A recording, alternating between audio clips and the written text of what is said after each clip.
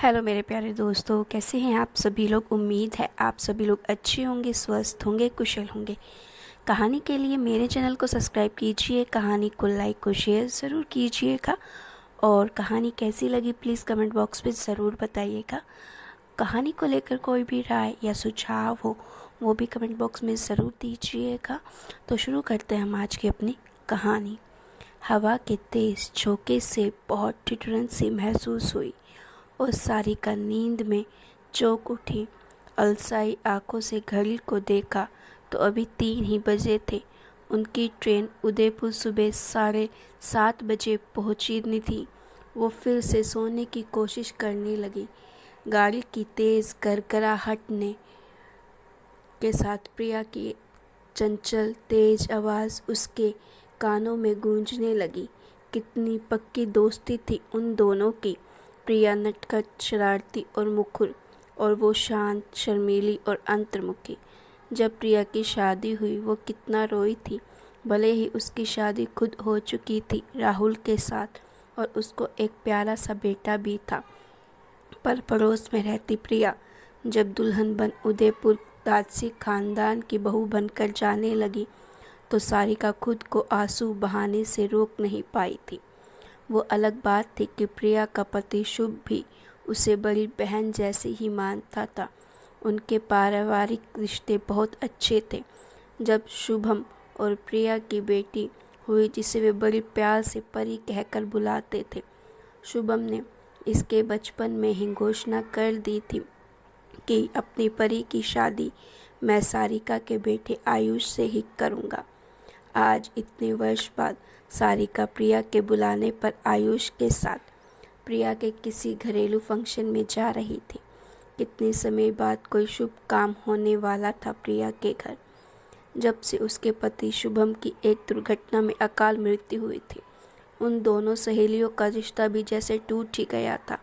सारिका ने बहुत कोशिश की उसे बरकरार रखने का, लेकिन प्रिया की चुप्पी और अनदेखी से वो विचलित हो गई और उसे लगने लगा था कि अब दोनों बच्चों परी और आयुष के गठबंधन की बात भी बेमानी सी हो चली है, क्योंकि प्रिया हमेशा बहुत रूखा व्यवहार करती उससे।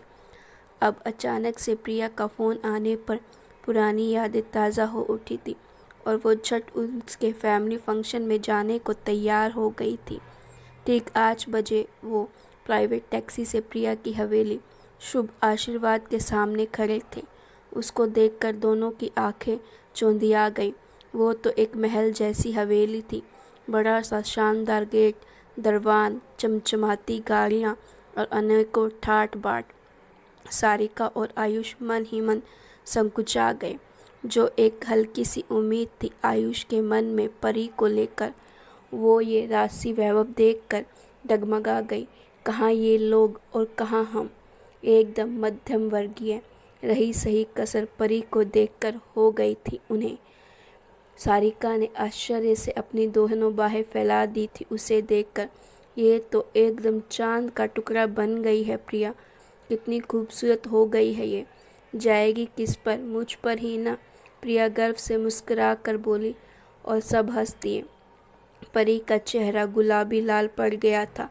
वो चोर निगाहों से आयुष को देख रही थी। कितना स्मार्ट हो गया था वो। प्रिया ने नोटिस कर लिया था शायद। झट अपने नौकरों को आवाज़ लगाते बोली, मेहमानों का सामान उनके कमरे में रखवा दो और उन्होंने कमरा दिखाओ। सारिका और आयुष से उसकी आवाज़ की बेरुखी छुपी न रह सकी थी। उन्हें लगा प्रिया बहुत बदल गई है। उसने उन्हें बुलाया ज़रूर था, पर पहले जैसे ना बात करने की उत्कंठा और ना वो प्यार। शायद अपना वैभव भी दिखाना चाहती थी। यह ज़माने को दिखाने को फ़र्ज़ निभाना था दोस्ती का। चाय उनके कमरे में भिजवा दी गई थी। प्रिया ने खूबसूरत झूठ बोल दिया था, कल के फंक्शन को लेकर बहुत बिजी हूँ, लंच साथ में करते हैं। आयुष को बिल्कुल अच्छा नहीं लग रहा था। घुटन सी थी मन में ये सोचकर कि परी से अब उसकी शादी नहीं होगी। बचपन से माँ पापा ने उसके दिमाग में ये बात बिठाई थी और उसे खुद ही भी परी पसंद थी। तभी परी उनके कमरे में आई। सारिका ने प्यार से पूछा था उससे और वो टूट गई थी। वो खुद बहुत परेशान थी अपनी माँ के दिखावे और अहंकार से। उसने आंसू भरी आंखों से सारिका को देखते हुए कहा, आंटी, मैं भी आप लोगों के घर की बहू ही बनना चाहती हूँ, जैसे कि पापा की भी इच्छा थी, पर मोम के आगे मेरी एक नहीं चलती। अब तुमने बता दिया ना, अब तुम देखना कैसे हम तुम्हारी मोम को तैयार करते हैं इस बात के लिए। आयुष मुस्कुराते हुए बोला, तुम क्या कर लोगे? कल ही मोम के दोस्त यूएस से आ रहे हैं। उनके बेटे विक्टर के साथ मेरी एंगेजमेंट कराई जा रही है ज़बरदस्ती। तुम कोई गाय भैंस हो, किसी के साथ भी बांध देंगे तुम्हें। विरोध नहीं करती इस बात का? आयुष आवेश में आता बोला, शांत बेटा, अभी कह रहा था ना तू, कुछ करेंगे, देखते हैं वो लड़का कैसा है, कैसे है क्या। अगर ठीक हुआ तो क्या मैं अपने प्यार की कुर्बानी दे दूंगा। आयुष निराश था और झुंझलाया हुआ भी। ये मेरे मम्मी के कैसे दोस्त हैं, कभी सुना नहीं इनके बारे में। सारिका ने परी से पूछा, बिजनेस पार्टनर समझ लीजिए, काफ़ी इन्वेस्ट किया है उन्होंने हमारे नए प्रोजेक्ट में। वो बोली, ओह आई सी, अब क्या करें? सारिका सोचते हुए बोली, कल जब वो एयरपोर्ट से आ रहे होंगे तो यूकी टैक्सी का एक्सीडेंट करवा दूंगा। आयुष गुस्से से बोला, तू क्रिमिनल है, एक गलत काम को रोकने के लिए दूसरा गलत काम में लगेगा, यही संस्कार है मेरी। सारिका गुस्से से बोली, तो क्या करूं? ये सगाई कैसे रोकूं?